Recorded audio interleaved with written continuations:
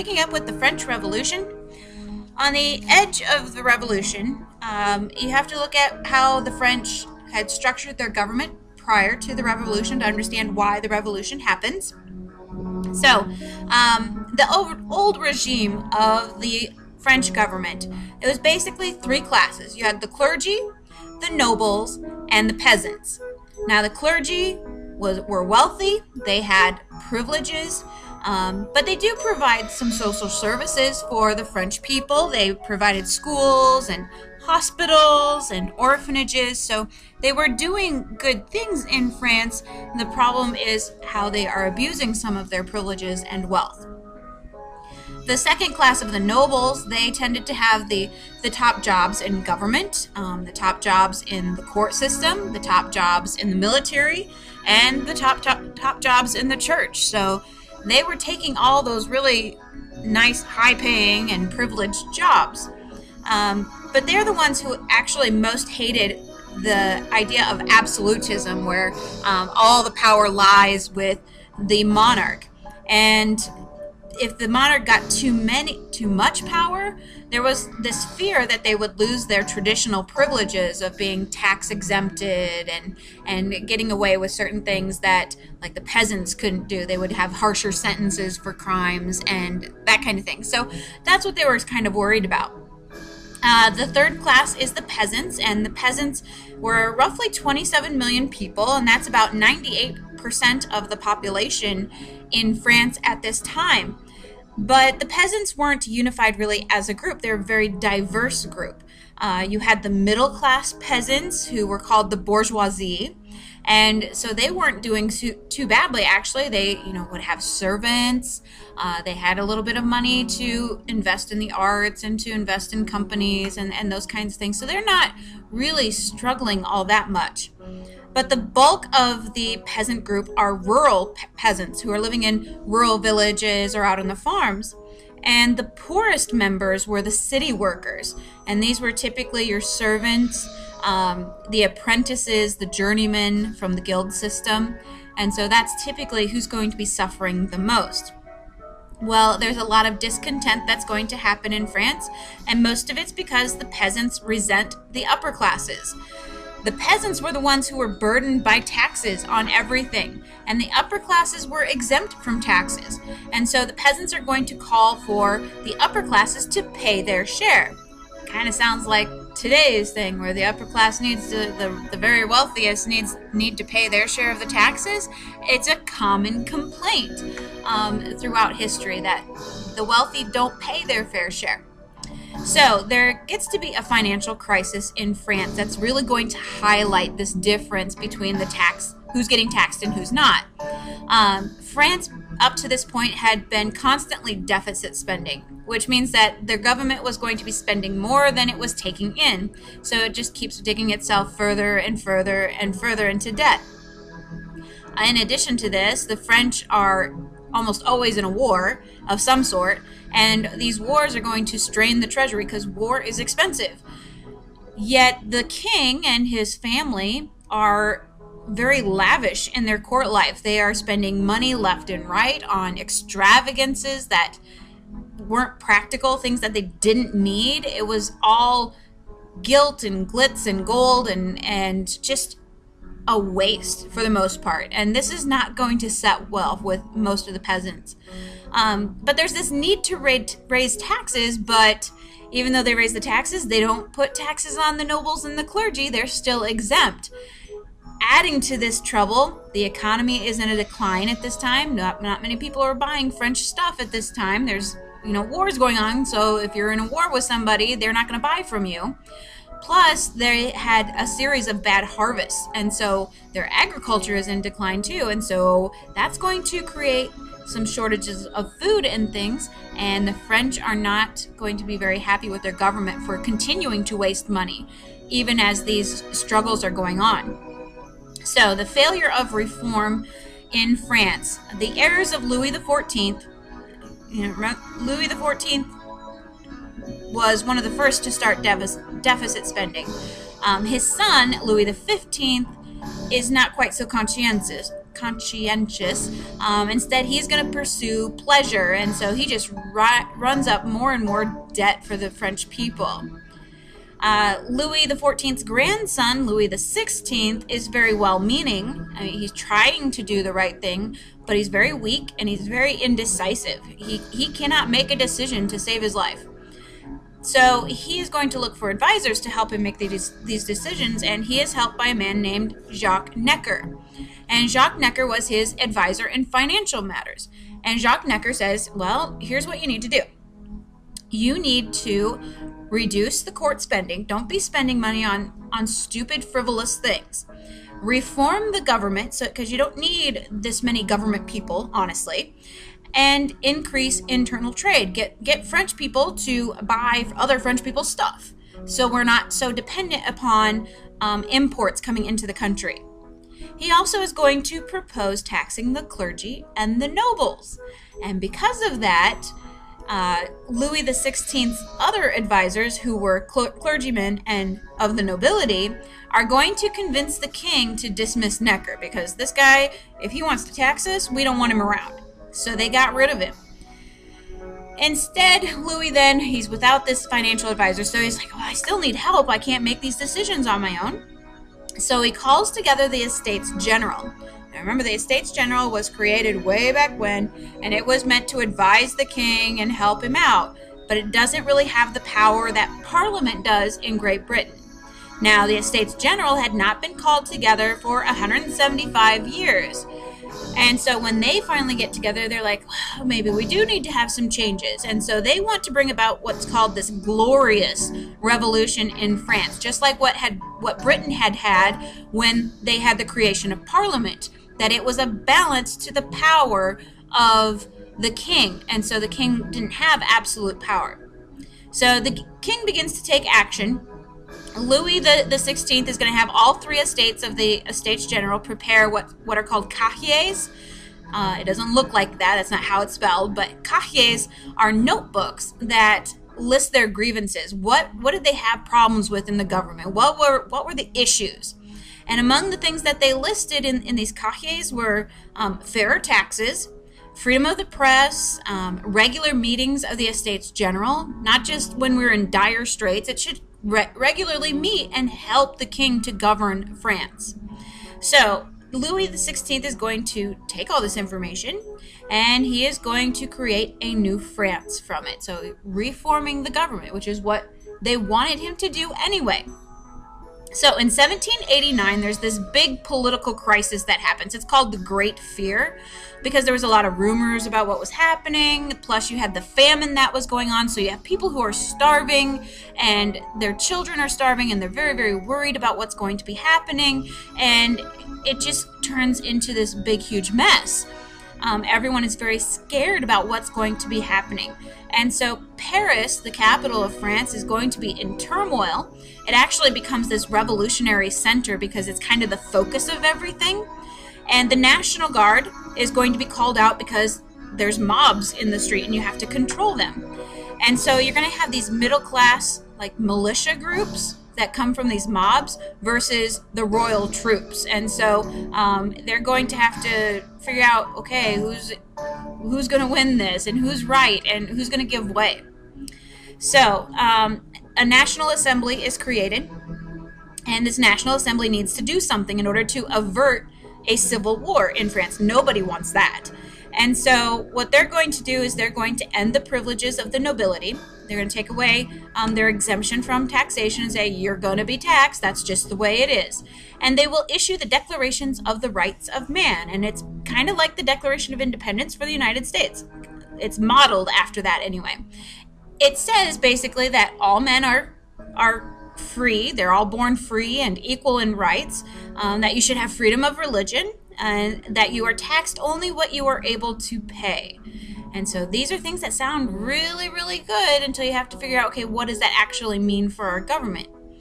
But this Declaration of the Rights of Man also talks about three words that are going to really exemplify the French Revolution. And those are liberty, equality, and fraternity. So liberty is freedom, equality is the equal, and fraternity is like brotherhood. So the women are going to march on Versailles. Versailles was one of the palaces of the king, and the king and the queen are there. And thousands of women are going to march to see the king because they need food. And they knew that there were storehouses of food, and they want that to be released to the public. And most of their anger is going to be directed towards Marie Antoinette, which is Louis XVI's wife. And mostly it's just because she was seen as being very frivolous, she was extravagant, she was seen as being very immoral, that she was not a very Christian woman kind of thing, and led the king astray. And a lot of this has to do with the fact that she was foreign as well in France, and so they see her as this foreign influence. So that's part of it. But what they're going to do at Versailles, they're going to demand that the king return with these women to Paris to settle the problems. And so he agreed, and he becomes basically a prisoner in his own palace in Paris. As this is all going on, we have more reforms trying to take place. They're going to reorganize the church. The assembly is going to vote to take over and sell church lands in order to make some money. This is going to put the Catholic Church under the state control, under the nation's control. Well, the church and the Pope are not happy about this because it's very similar to what Henry VIII did with the Anglican Church when he broke away and said, no, it's now under my control. They don't want to keep losing countries this way, so they're not happy about this. Well, another reform is that they're going to write a constitution. And this constitution is going to limit the monarchy. So they're going to keep the king, but they're just going to limit his power. And they're going to balance him with a legislative assembly that would pass laws about taxes and war and laws about equality and all that kind of stuff. And this constitution is going to end the church influence in the government, its interference as they saw it in the government. And it promised equality for all citizens. Louis and Marie Antoinette, with their kids, at this point decide maybe we need to get out of Paris. It's not exactly safe here. And so they're going to try to escape in disguise. They dress up as servants and try to leave, but they're caught. And because of the fact that they tried to leave, the people leading the rebellion, leading the reform, are going to say that Louis XVI and his wife Marie Antoinette are traitors to the revolution because they were trying to leave.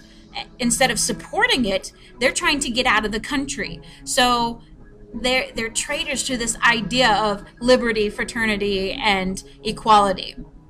Well, the reaction outside of France to this is that most of the Enlightenment thinkers are supporting this. They're like, yes, we need to have major changes to these monarchies because we got to make them so that they benefit the people, not just benefit the kings and queens and nobles.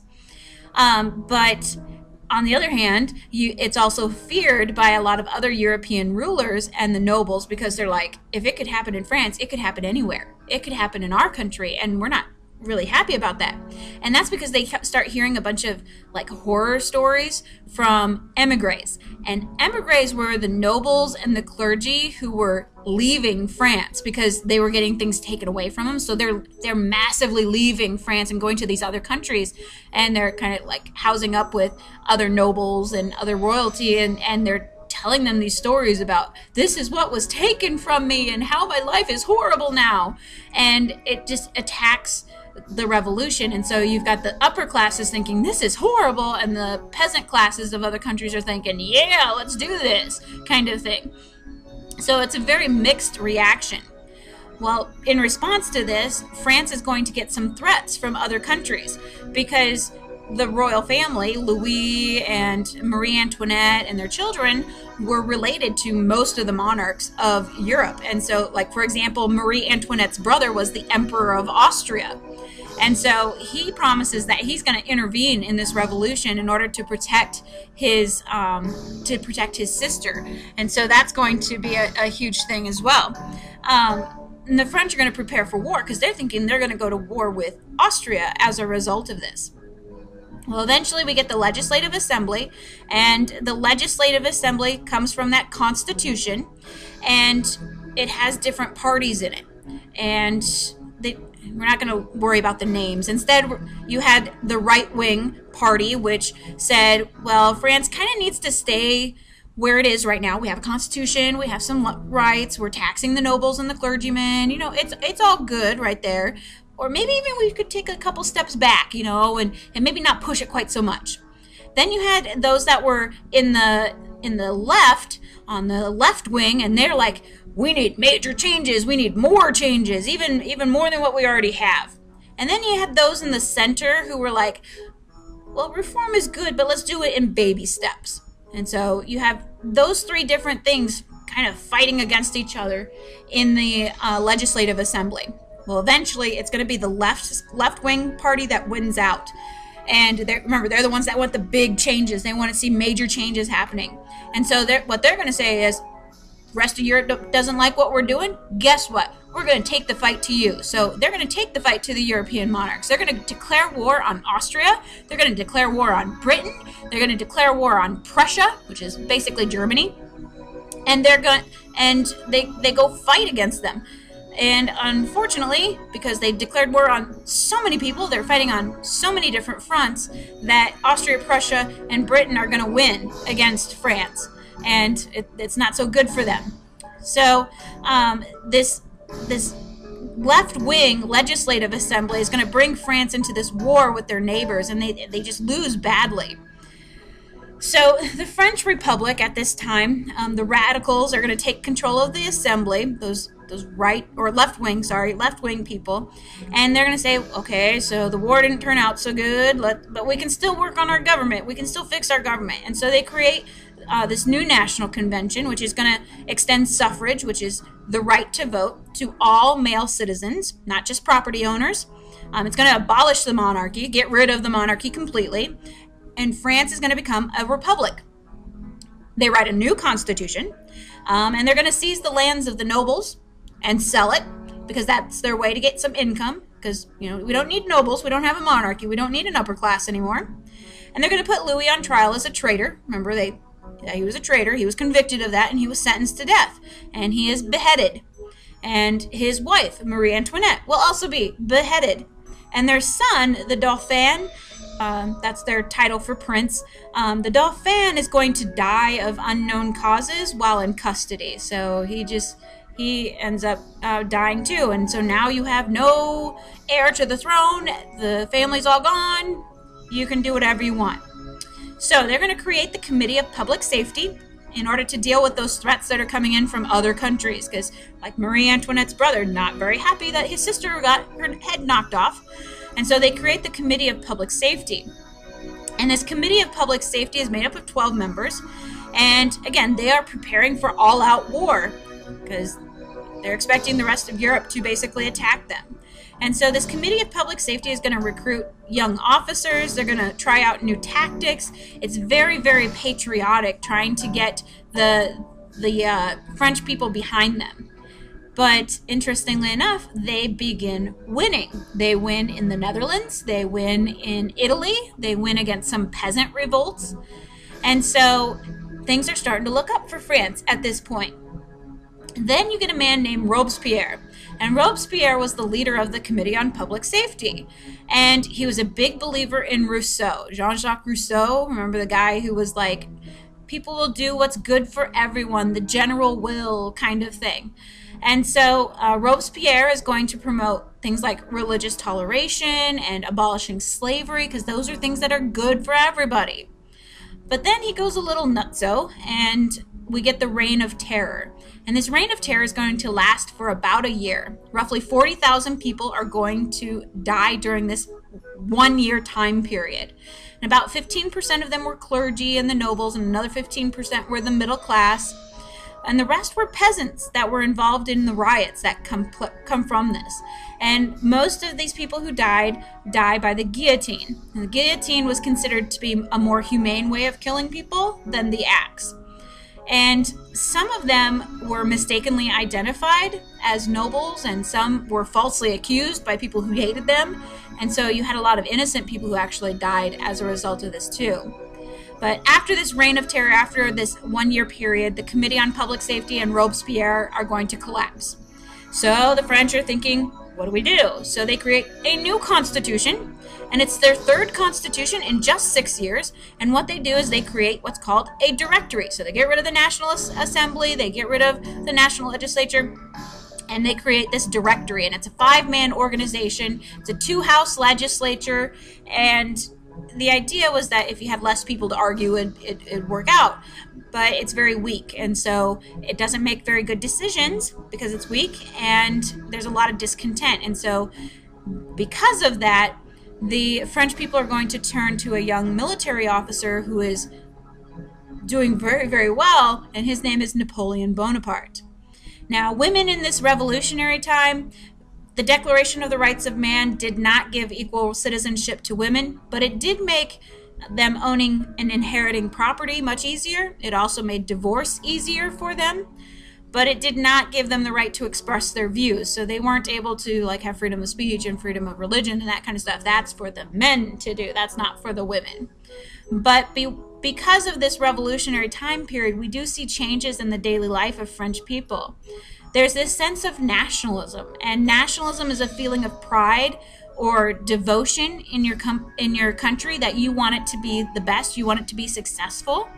We're also going to see a lot of social reforms that go along with these governmental reforms, like compulsory elementary education, where kids had to go to elementary school. They will abolish slavery during this time period. They encourage religious toleration. And even the artwork is going to change. They're going to go back to a more classical style because it was seen that that was the good old days sort of thing of France. So they want to return back to that. So we see a lot of Greek and Roman influences in their art. So like I said, they're going to turn their attention to this young officer who's coming up and making a name for himself, and that is Napoleon Bonaparte.